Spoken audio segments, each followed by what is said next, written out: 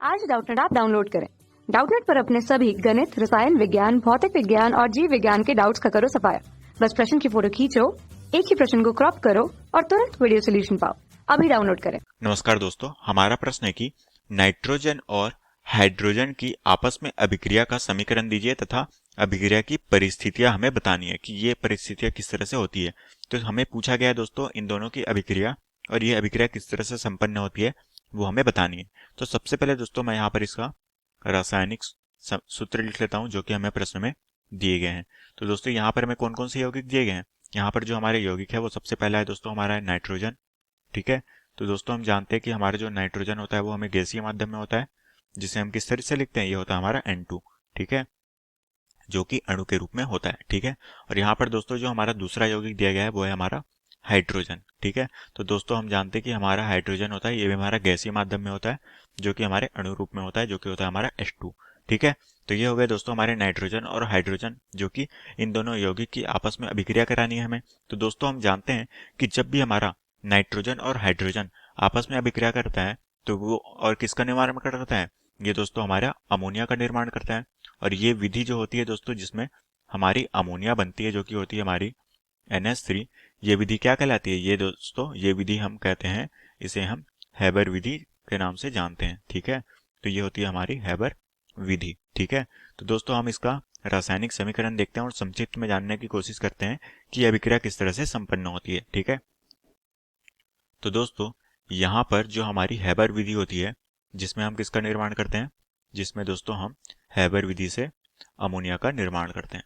ठीक है, जो कि होती है हमारी अमोनिया गैस। ठीक है, तो दोस्तों हमारा जो रासायनिक समीकरण हो जाएगा वो कुछ इस तरह से होगा, जो कि हो जाएगा हमारा नाइट्रोजन का गैस।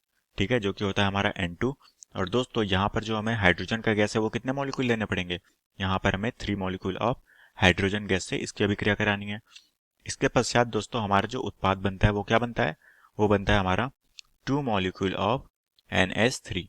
ठीक है, और यहाँ पर दोस्तों हमारा जो है नाइट्रोजन और हाइड्रोजन मिलकर क्या बनाते हैं, ये दोस्तों होता है हमारी अमोनिया गैस। ठीक है, इसे ही हम क्या कहते हैं, ये होता है दोस्तों हमारी अमोनिया गैस, जो कि हमें कौन से माध्यम में प्राप्त होती है, ये हमें गैसीय माध्यम में प्राप्त होती है। और ये अभिक्रिया के बीच में दोस्तों हमारा जो टेम्परेचर होता है वो कितना होता है, ये दोस्तों इसका जो टेम्परेचर होता है वो 450 से लेके 500 डिग्री का टेम्परेचर हमें रखना पड़ता है। ठीक है, साथ में दोस्तों हमें जो इसमें जो दाब रखना पड़ता है वो कितना रखना पड़ता है, 200 ATM। ठीक है, ये होता है दोस्तों हमारा एटमॉस्फेरिक टेम्परेचर और प्रेशर। ठीक है, तो यहाँ पर दोस्तों 200 एटमॉस्फेयर प्रेशर पे हम इसको 450 से 500 डिग्री सेंटीग्रेड पर गर्म करते हैं, तभी हमारा क्या बनता है, अमोनिया गैस। ठीक है, तो ये अभिक्रिया दोस्तों इस तरह से संपन्न होती है।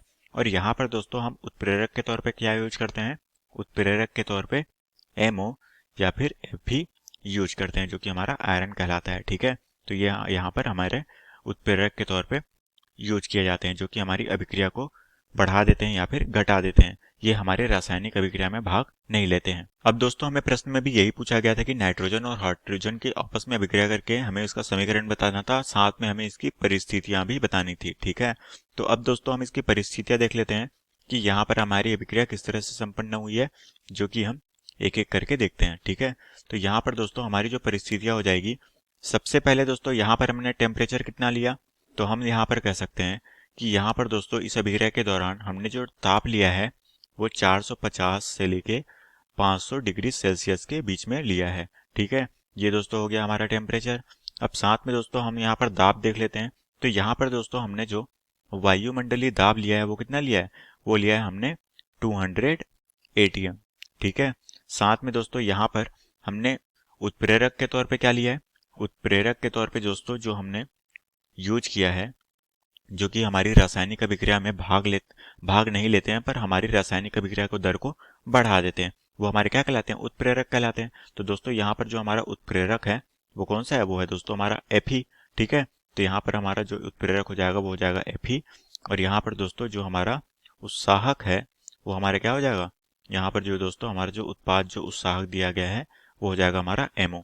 ठीक है, तो इस तरह से दोस्तों हमने इसके परिस्थितियां देख ली जो कि हमें प्रश्न में पूछा गया था।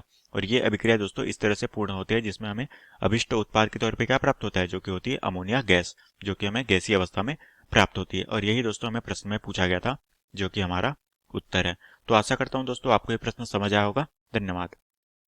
कक्षा 6वीं से 12वीं से लेकर नीट, IIT, JEE वो एडवांस के लेवल तक 1 करोड़ से ज्यादा छात्रों का भरोसा। आज ही डाउनलोड करें डाउटनेट ऐप या व्हाट्सएप करें अपने सारे डाउट्स 8400 400 400 पर।